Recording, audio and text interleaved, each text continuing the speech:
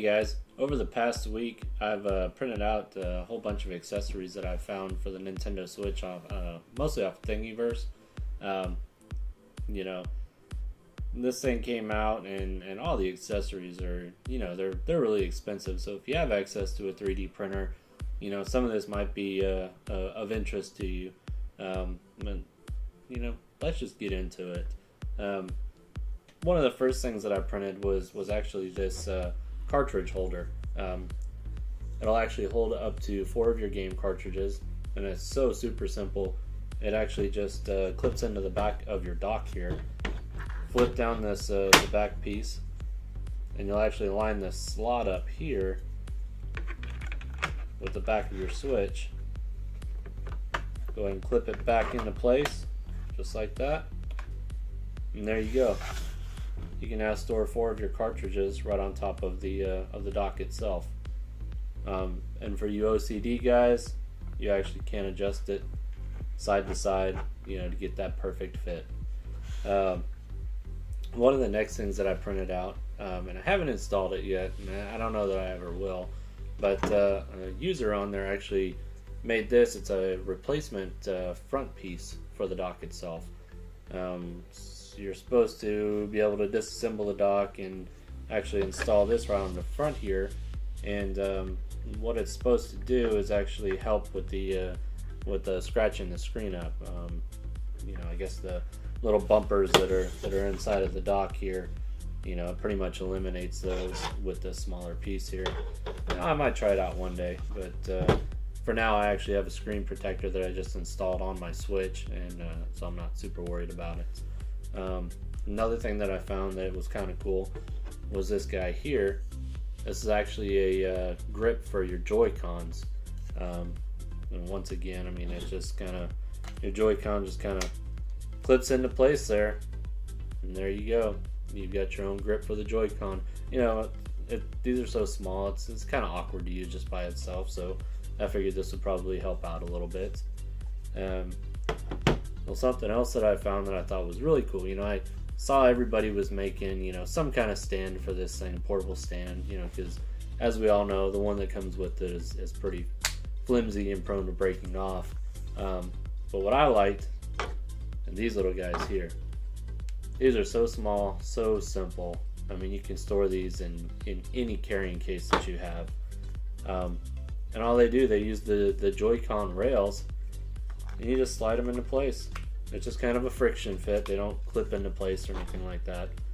But yeah, they seem to work really well. They just slide on just like that. It's very stable, very secure, and like I said, you can take these things off and store them in any case that you have. They're pretty cool. Another thing, speaking of portable, is actually, I've got this Anker PowerCore here. It's a USB Type-C, and a user on Thingiverse created a stand for this. So it's, once again, so simple. It just clips right on to the power brick, and then you can, actually has a spot for you to slide your Switch right into place, and at that point then you just plug in your your power cable, and it charges on the go. This power brick is nice. I'll put a link to Amazon's link in the description. I think it was like $70, so it's kind of expensive, but it will charge your Switch at the same time that you're using it, so that's nice. Another thing that I've found, and you might have seen this, if a few other people have done reviews on it, but this guy here, it's a grip for the JoyCons as well, but it also holds the wrist straps, which I thought that was pretty cool. So you can take your JoyCons, slide them into place, and also have a nice convenient place to store your JoyCon, your wrist straps.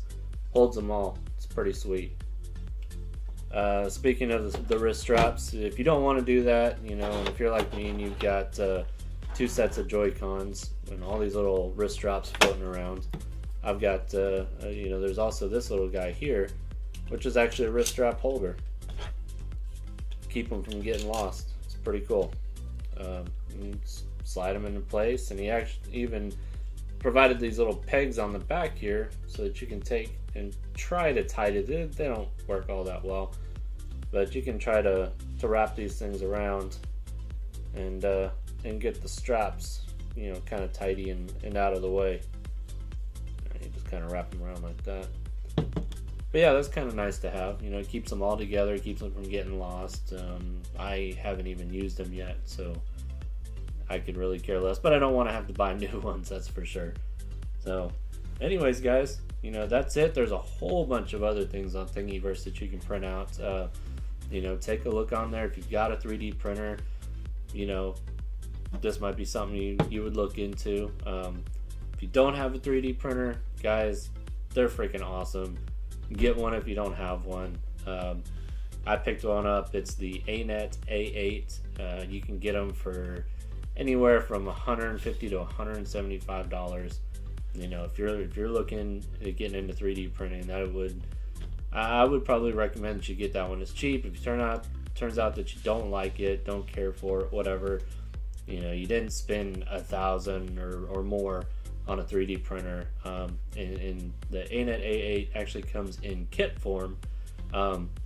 You've got to put it all together, all assemble it, but it'll help you, you know, I think, learn, you know, what each and every part does, you know, how everything goes together, how it works. You know, I knew absolutely nothing about 3D printing when I got into it, and now I feel very confident, you know, with the machine and with 3D printing.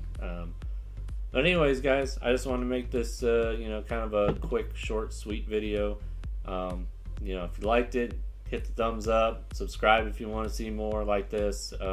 Let me know down in the comments if there's, you know, something maybe that you want me to 3D print. And that's not all that we're going to do on this channel. It's going to be, you know, just all kinds of nerd stuff. But, you know, I had to start somewhere, and this is what I chose to start with. So anyways, y'all have a good day. Thank you.